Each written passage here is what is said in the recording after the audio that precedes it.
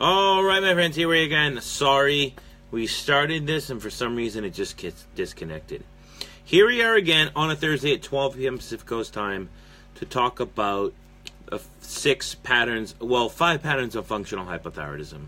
This is a great topic because it really sheds light on some of the illusions of hypothyroidism.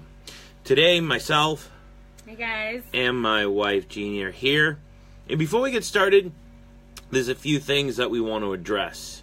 The first is, if you're interested in talking with us for free, we have a complimentary 15-minute session where we can answer some of your questions and shed light on how we can actually help you and work through some of your issues regarding health, healing, hypothyroidism, whatever it may be. So what I'm going to do right now is I'm going to post that, once my browser comes up, in the comments section so you can see that. At the same time, something else we want to share with you, which we are really proud of, is a 7-part audio series called the Restoration Thyroid Audio Series. It's a 7-part audio series on how to heal your adrenals and thyroid with food, because that's what we do. We teach people how to use food to regulate thyroid health. Sounds crazy. A lot of people think they need medications. We're here to tell you that most of the time you don't, and that's really what we're going to be talking about today. And even if you do, having a little bit more of a foundation, right, regardless, is very important. And we'll talk about that because it's one of the patterns we'll talk about today. So what I'm going to post that in the comment section. You can click on it, subscribe, and instantly in that first email, you're going to get your 7-part audio series on the Restoration Thyroid. So definitely check that out. No obligation. So let's get started. Let's get into it. Don't forget, as always, though, to tell us where you're from, where you're listening from. Hi, Andrea. And if you have any questions along the way, post them in the comments, or if you have any comments in regards to like, hey, I want to hear more about this in the future or that in the future, go ahead and post that in the comments below, because that is going to help us really correlate this with what everyone wants. We don't want to make this what we want to talk about. We want to talk about what you, the people, our followers, want to learn about or hear about, all right? So don't forget to put that in the comments. What's up, Paul? So let's get started. Man, Googer. Yeah, Mr. Googer. If you want some funny posts, follow Mr. Paul Googer. Seriously. Yeah. Belly laughing. Belly laughing. All right, so let's talk about it. Well, this is a big thing for us because obviously this is what we do in our business. And can we touch on that for just a second? Yeah, I think we can. And how you just touched on me. Let's touch on this. Into thyroid health in the first place, because I think because thyroid hormone affects every single cell in the body, and what we're really working with is improving or restoring cellular respiration that involves the health of the thyroid, the function of the thyroid. So it is something that people can relate to, but it is also something that most people, again, coming into the different patterns of hypothyroidism, are being treated for unnecessarily for that reason. It's not a true thyroid issue, but it's something that's affecting your energy production, which is affecting your thyroid conversion, so on and so forth. So yeah. I just kind of wanted to mention that because it is a focus, it is an attention, but primarily for the purpose of cellular respiration. Restoring right, that's our focus. But if we said, hey, we work with people to regulate cellular respiration, every single person would be like, I can't even connect with that, right? So really, in a sense, what we're trying to do is trying to help your cells breathe properly, because your cells are in all your tissues, the conductor of the systems, and the more, let's say, the better your cells are functioning, just like your engine, the better your car is going to run. Just like that with the cells. So the tissues, your organs, everything. The more you're getting oxygen in the cells, the more you're producing energy, the more of a healing platform you have, the resiliency you have. So that's what we're really trying to do. So let's move on. So let's talk about these patterns. Well, of course, the first pattern is what we call primary hypothyroidism, right? And we're not going to talk about this long. Love you too, Emmanuel. Jeannie loves you too, I'm assuming. There's a true issue, there's a true pattern with the thyroid, right? This can be found on labs, but I'll be honest with you, you don't even have to do a lab. Now, if your doctor wants you to do a lab, we're not doctors, you do the lab, right? That's the most important thing. But remember, just testing TSH alone is highly inaccurate and highly useless, right? You need to do a full thyroid panel, but at the same time, you really need to look at body temperature and pulse, because we need to see, even with any pattern, how your cells and tissues are responding to thyroid hormone, right? We need to know if you're producing it, but are your cells responding? And that's the most important thing. So that's why TSH alone is not validated. So when we're looking at like true hypothyroidism, I'm not going to say like high TSH is hypothyroid, because you can have low TSH and altered thyroid values like free T4 or free T3 or T3, and that can mean you're hypothyroid. But the bottom line is this: people that have true thyroid problems have a true issue with the thyroid and the production of thyroid hormone, right? And what do we look at? We look at body temperature and pulse. So usually what we see is a low, steady body temperature and pulse throughout the day, right? Meaning they wake up with something lower than 97.8, and it's usually a lot lower, like 96s or 97. They have a low pulse. And what happens is they start to eat, alter their life. They start to eat healthy foods, regulate their blood sugar, and their temperatures and pulses do not change over time, right? So, and don't just run with that, okay? Because I know people run with that. There's other things we look at, but that's a generalization, right? So they could be 96.6, and let's say like a 58 temperature or a 68 temperature, and they eat food, and their temperatures don't come up, and it goes 2 months, 3 months. They're really putting in the work, and that's the major thing, and nothing is happening, right? And they have the cold hands and feet. They have a low resiliency towards life, exercise, etc. We know, based on that, and also people's labs, that usually they have a true thyroid issue. We're not sitting here and diagnosing you. We're just letting you know that that's one of the patterns. Giving you some things to look at. Things to think about, right? And that's how you really decipher it. So the reason we're talking about this is because most people get diagnosed with this. They get put on thyroid meds. They don't need it. So what we're seeing is low thyroid values or altered thyroid values, higher are normal body temperatures and pulses that are affected with food, and they get better. That's not a thyroid issue, right? So make sure you actually take note of that, because I would say, what? 99.99% of the time we see people being put on thyroid medication and they don't have a primary thyroid issue. And I don't have to be honest with you, I don't know about Jeannie, but like with my clients, being in this industry in total for like 18 years, I have worked with probably less than a handful of people, that's being generous, with true hypothyroidism. Off the top of my head, I can think of 2 to 3 older women that I've worked with that truly had a thyroid issue, and they benefited from low doses of the medication for a short period of time. And like Jeannie said, the nutritional foundation is the most important thing. Without it, the medication doesn't work. It creates more stress, revs the engine, pushes you into a more hypothyroid state. So that nutritional foundation is needed before you even jump on that medication. And a lot of the times, people that are in that situation will feel better for a short period of time. Right. Then everything will come back. It'll have to be adjusted. There's just you got to no manage your stability meds. Exactly. with the medication. That's huge, right? Because you're just revving the engine, you're throwing energy, but there's nothing to support it. There's nothing to help with the conversion. So it's like throwing gasoline on a fire, and then it just comes back down. You're like, comes back down like that. So make sure your nutrition's there. Yep. So the second type, so the next 5 patterns that we're going to talk about in brief are called patterns of functional hypothyroidism. And I would say this is kind of what we work with. This is what we're seeing. Yeah. It's not what we work with it only because, and we're having this conversation because this is primarily what we see. Right. And I think, again, it needs to be addressed because most people, like Josh says, are being prescribed medications that are revving the engine harder and they come out more depleted than they went in the first place. So it's an important conversation. So before we get into the patterns, let's define functional hypothyroidism. And this is probably my most favorite definition in the entire world, right?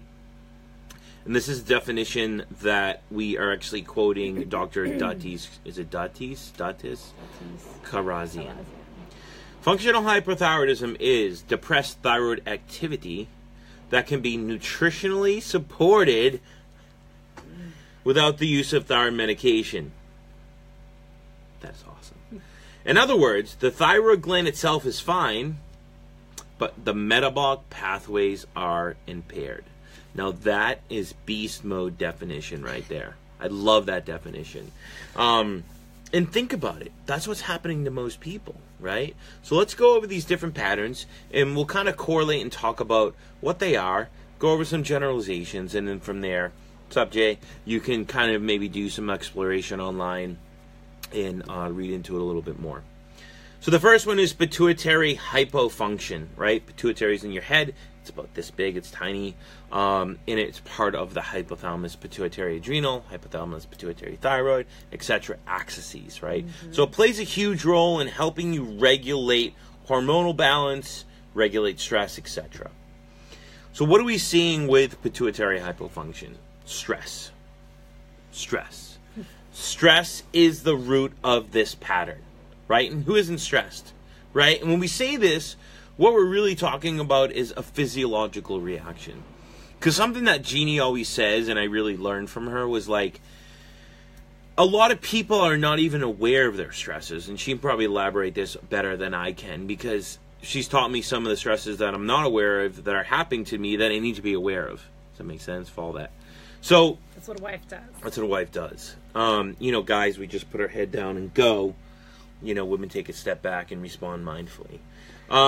So chronic stresses are the root of this pattern. What happens is we fatigue the pituitary, and the thyroid is fine. What happens when we fatigue the pituitary?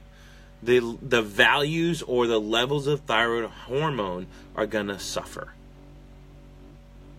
That's simple, right? So think about it. It could be any stress. It could be from overworking. It can be from over-exercising, under-exercising, malnutrition, cutting calories, low-carb diets, high-protein diets, ketosis, eating paleo, anything you want to talk about. Emotional stress that we might not even be aware of, right? And I think, real quick on that, I think that's a really important thing, and I don't think it's something that most people connect, or maybe they do, I don't know. But when I tend to talk to my clients, they're kind of like, oh, that's really true. And it gets them thinking about the whole, who they are from conception to this present moment, because when we assess the physiology, when we look at how our body is, its resiliency to stress, we are working with a nervous system, period. That's what you're working with, is your nervous system. So it gives you some insight, but it also can help you place things into perspective when it comes to understanding how stress affects your body. Right. And that's the only reason I bring that up, because I think I know women in particular can be very, very difficult and hard on themselves, and we can shame ourselves over and over and over again. But if we can settle into understanding the bigger story and whatnot, then stress and how we manage it becomes a lot more tolerable. And I think a tangible thing to think about is people think they eat healthy food, it's working for them, right? That might be a stress you don't even feel, but it's happening. Of course, there's other emotional ones, like maybe family stress, or like Jeannie said, conception till now. So there's a lot to think about there. Yeah. Other stresses could be pregnancy. Pregnancy is a stress, just like aging is a stress. Your energy demand is going up. And in this day and age, everyone wants to be skinny and exercise more.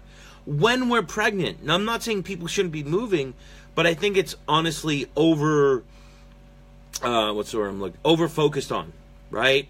People still want to have the skinny body with that little bit, bump and say, I'm having a baby. Well, at the same time, you're growing a body inside your body. So you need to increase nutritional demand, caloric demand, macronutrient demand, So we have to look at that, because if we don't, that can be a stress to the system. Mm-hmm.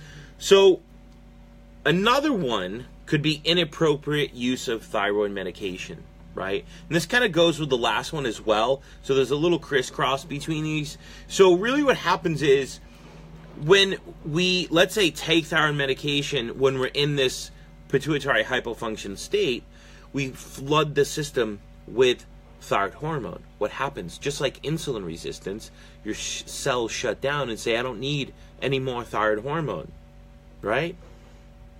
So funny. Tony loves coffee. Tony loves coffee, everyone. No, just kidding. That's awesome. Yeah. So what happens is the pituitary says, hey, I'm no longer needed. I don't have to work anymore. I'm going to quiet down. the cells shut down. We have a lot of thyroid in the system. We get heart palpitations. We can't sleep. We're sweating. We increase the stress reaction. We create blood sugar fluctuations, right? We downregulate TSH and thyroid hormones, right? So that's another form of pituitary hypofunction, right? From taking thyroid medication when we have functional hypothyroidism, right? So think about that next time you're diagnosed, because I know a lot of doctors and people and nurses always say that, like, high TSH is always hypothyroidism and low TSH is always hyperthyroidism. That's not true. I just gave you an example. It's not true. Okay? So think about that next time you get a diagnosis. And I had a client say to me, like, I don't know anything. I believe everything you say and everything these people say, which is great. But our goal is to empower people. Right? So when we talk about this stuff, we want people to do the research and educate themselves, because you are your own doctor. You are your own guru. And just because we say to do something, or your doctor says to do something, you have to take it in, kind of, metabolize it a little bit and think, what is right for me? And that's the most important thing. Right? What's up, Jean-Philippe? So the next one is thyroid underconversion. And this is a big one. They're all big, and they all crisscross. They all kind of go together. Yeah. It's crazy. And when I stumbled upon this, or actually Jeannie did, and she, let me borrow her book, which is not common because we usually buy 2 of each book because we don't know how to share. We didn't learn how to do that in the sandbox as children. She let me borrow a book. Anyway, thyroid underconversion. And I took all his red pens away. And she took all my red pens away, except this one. Because I like that's to that's the bigger issue. I like to underline in my books with red pen, and before you know it, the whole page is red with a bunch of notes, and she can't read the book. Right. That's how I block it. Anyway, thyroid underconversion. Once again, this is from adrenal stress, right? Hey, Susan. Go Patriots. Susan. It's from adrenal stress, excess cortisol, from not regulating our blood sugar, right? When people say I have heart palpitations like Mr. JD just talked about, most of the time, let's just say that this is from not regulating your blood sugar, right? Not teaching or saying a liver issue, your liver's not storing glycogen, you're not producing energy, your body brings in the relief pitchers, adrenaline and cortisol, to mobilize glycogen. It's not there. We bring in cortisol, breaks down tissues, your heart rate will go up. And if that's compounded day after day after day, especially with the stress of life and anything else, it's going to keep going up, right? So when we're talking about adrenal stress, we're talking about stressors, but of course we're talking about hyperglycemia, more hypoglycemia. This excess cortisol production, which of course leads to the inability to detoxify estrogen, so increased estrogen recirculation, or what everyone likes to call estrogen dominance, can be a factor when we're talking about thyroid underconversion. Why? Because it affects thyroid conversion. So we get an underconversion of thyroid hormone. It inhibits the conversion of T4 to T3 active form, right? So, it could create the illusion of like Wilson syndrome or low T3 or other things. And, there's other things, but that's the most common, right? But the bottom line is this, like I said, this one in particular is all blood sugar related. And most people that overdrink coffee, like Tony, and people that have blood sugar fluctuations, which most people do. I mean, how many people we work with that have blood sugar handling issues? Just about everybody. Yeah. And the way we see this is body temperature and pulse. Yep. And the reason for it is because, again, all the things that we're talking about is your body's, again, adapted into alternative energy resources. And, again, you're not storing, you're not converting. All of those factors are happening. Right. With that, though, what you'll see is unstable body temperatures and pulses. Yes, you will see lots of fluctuations. In the norm, out the norm. It's going to be low in the morning, and then you eat, it's going to go higher, and then you don't eat, it's going to go low, and then you eat. It's all over the place. It's that roller coaster. That's your blood sugar, and that's more of an adrenal sign, right? So when we say, we can tell a lot. We've been doing this a long time. It amazes me to this point. When we look at someone's lab, and we see their foods, their frequencies, their patterns, their body temperatures and pulses, we can see a lot. and we can tell a lot about what's going on and really use food in a way to modulate physiology. The third one is thyroid overconversion, right? I don't want to say this is most common in women. I would say I've seen it more in women, but nowadays with the influx of people being on like creams and pills or even injections, it's common in men. So what you're going to see is an increased testosterone production, which increases the conversion of T4 to T3, right? We're revving the engine, we're increasing the metabolism, we're increasing energy. Everything up. Yeah. But at the same time, this is common with people that like have PCOS, which is polycystic ovarian syndrome, right? Because what's happening? In a simple sense, they're not regulating their blood sugar. They're creating a hyperglycemic reaction. They're getting the conversion of estrogen into testosterone, and that's why people with PCOS gain weight, acne along the jawline, and facial hair, right? They're getting increased androgen production. So we get that overconversion. It's also common with people with insulin resistance, as well as, like I mentioned, men using, testosterone gels, or even women that use testosterone gels, as well as men getting injections if they're not using food to regulate their blood sugar. And they're just going in willy-nilly and getting shots, right? So this is where you get the thyroid overconversion. Good? All right. So the next one would be your thyroid binding globulin. And this is, I would say, the most... What does JD have to say? Love these knowledge bombs. I have to shoot off, but we'll watch back. Thanks for joining us, JD. Yeah, thank you for joining us. Where was I? Okay, so this is the most common, I think, that is misconstrued as Hashimoto's. And I say this loosely because a diagnosis is a... Huh? Good idea. Yeah. A diagnosis is a diagnosis, but I feel that a lot of people are just given Hashimoto's without really truly looking at not only the labs as a whole, but as a person. The person, more importantly. I think that's the most important thing. And thyroid binding globulin is commonly seen in people with hormone replacement therapy, estrogen replacement therapy, or people taking the birth control pill, right? So we see thyroid binding globulin go up. So what happens is, I want to read this to you because my eyes are going cross from looking at the screen. So what happens is estrogen increases thyroid binding globulin.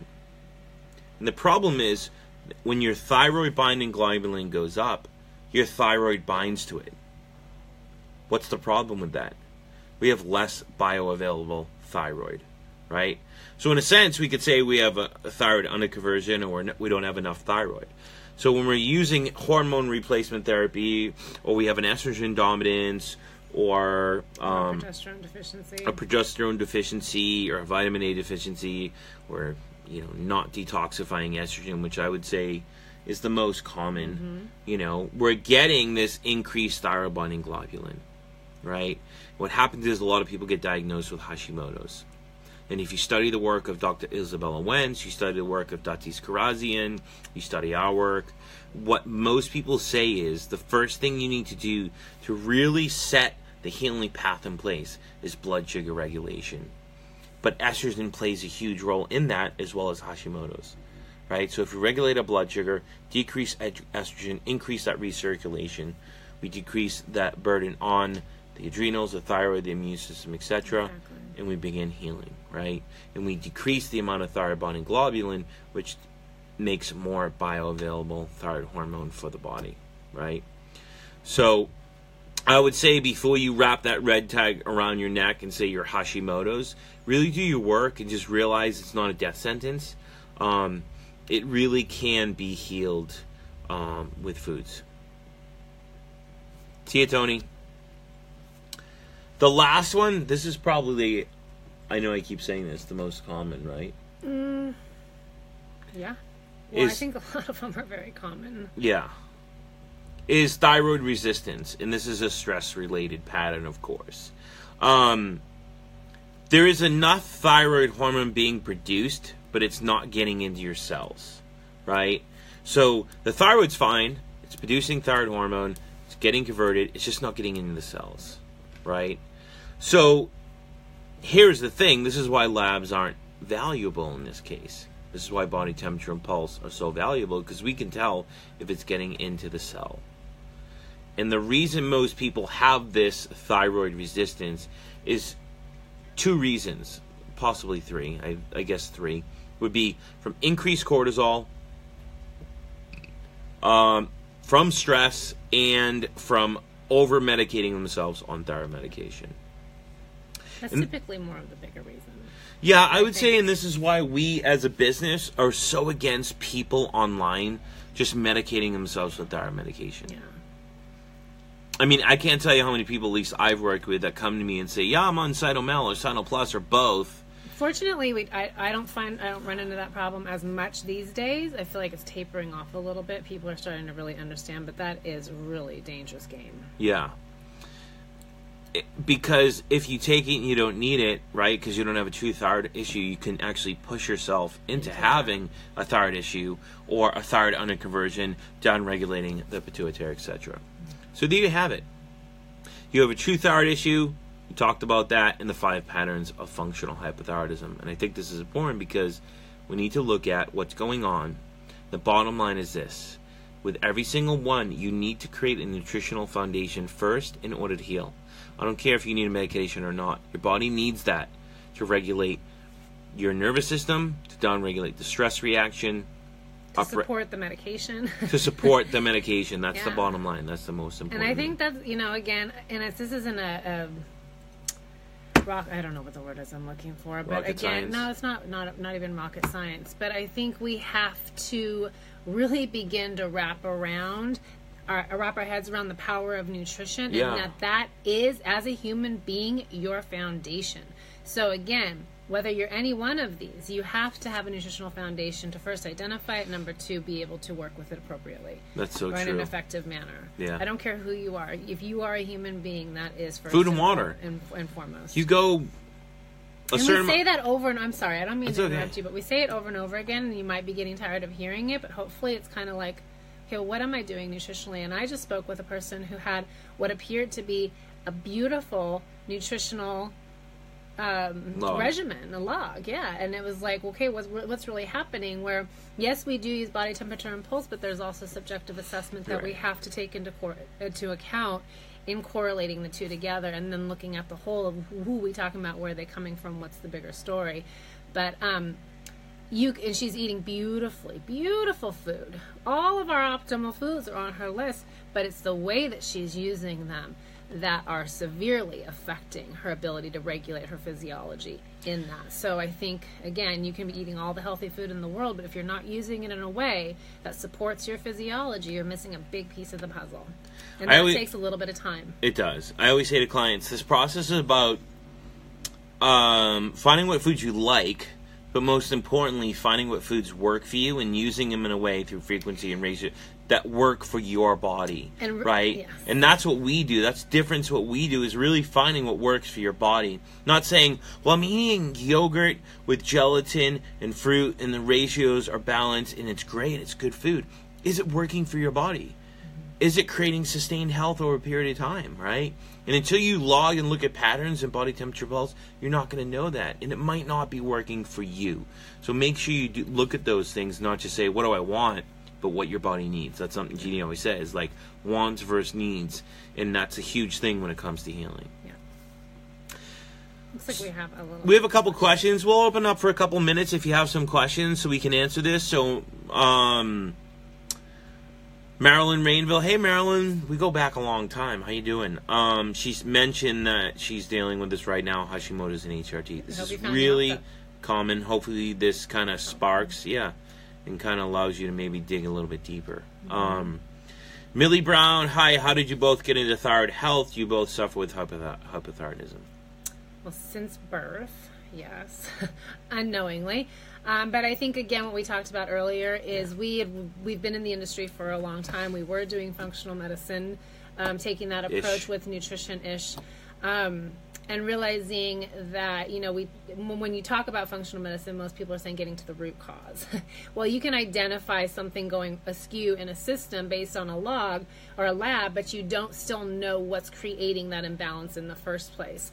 So as we began to dive a little bit deeper into, well, what really is that root? Right. And considering that we've all kind of transformed or multiplied from a single cell into these trillions of cells that make up every single one of your tissues, and because thyroid hormone affects every single cell in the body, again, our intention or our attention is on cellular respiration, with, again, the fact that thyroid is necessary for every single part of cellular function. Because without that, that's why we focus. The other part is like ventilation, like breathing. We have a couple pages on Instagram about that, and in Facebook as well. It's at metabolic breathing. But cellular respiration, if that's not regulated, you can't heal. You literally cannot heal. You can feel better, but you're truly not healing at the cell level, the foundation of really who you are. Because if you're not using oxygen or propylene, you're producing lactic acid, you are in an inflamed state. Right? You could be eating good food and feeling better, but you're not truly getting to the root of the issue. You're fixing yourself superficially. It's almost like you have a rusty engine, but you redid the body and everything looks good. But you're taking a burden off, but because we are driven neurologically, and what Josh spoke about earlier, the HPA axis, that's what kind of regulates us neurologically. So if that pathway is out of balance, again, you're in a stress state. You're in a stress state, and there's a need to be, depending upon, again, the spectrum, where do you fall in that spectrum, how chronic is it, to get in there and really assist the body back to a place of being able to come to homeostasis. Exactly. Because that's what we're not able to do. We are in that chronic stress cycle, and it's a vicious, vicious, vicious cycle that's very difficult to get out of. I know there's a lot out there, and we've studied a lot of people, but I firmly believe, like in Hans Selye's work, like the more and more I study it and the more and more I read it, it's almost like we all need stress to survive, really to increase our resiliency, right? But if we really learn how to use food and breathing within that stress, we can increase our resiliency more. And stress is really the root of everything physiologically. So if we begin to regulate that physiologically and decrease the sympathetic, strengthen, the parasympathetic, then we make ourselves much more resilient. Yeah. Do we recommend bag breathing? Hell no.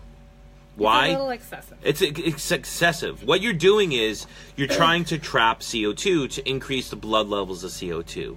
Well, with our breathing tempos that we recommend, there's many, right? We have like a 2-number tempo, we have 3-number tempos, 4-number tempos, etc.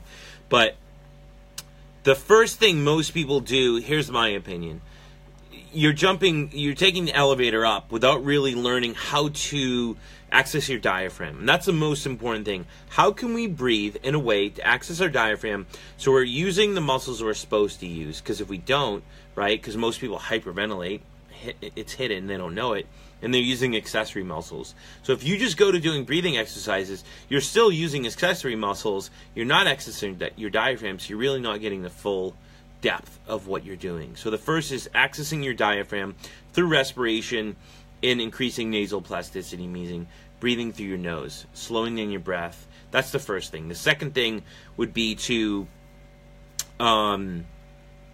increase nasal plasticity, and the third would be using breathing to regulate your physiology, just like you're talking about. So the breathing patterns that we use to increase the amount of CO2 in the system, which you don't always need to do, because if you just slow your breath down, you're affecting the sympathetic and the parasympathetic nervous system, right? When you start doing hold at the top, you're affecting the amount of oxygen in your system, and when you do a hold at the end of the exhale, right, you're retaining a lot of that CO2. But the thing is this, if you stop mouth breathing, then you don't blow off a lot of excessive CO2, and you begin to regulate the amount of CO2 in the system. So it doesn't always have to be so crazy, right? Throwing a mask on or throwing a bag over your face. I mean... And I also want to say that even when you're practicing your breathing techniques, if you're overthinking it, it's probably not working in the way that you want it to. So it's settling in and finding ways that, again... that we can do this within our life and feel normal and not have to huff on a brown bag. Not be so hyper-vigilant in everything when it comes to health, because it takes away the healthy part of that health. Yeah. So, yeah. One more thing I wanted to say about the whole cellular respiration thing, and I think one of the other reasons, big reasons, is that we do see people segmentalizing the human body, which is you're not able to do that. You can't do it. Everything affects everything, and when we address the function of the cell, we're addressing all of it. And so we can get away from trying to fix this and fix that and fix this, place our attention into we're affecting the whole body. What do we need? And I think that is really a beautiful piece to what we're doing nutritionally. It's like Brodo Barn said. Pat my own back, but I think it's really important. Right. It's like Brodo Barn said. You have trillions of cells in your body in every single system and every single tissue.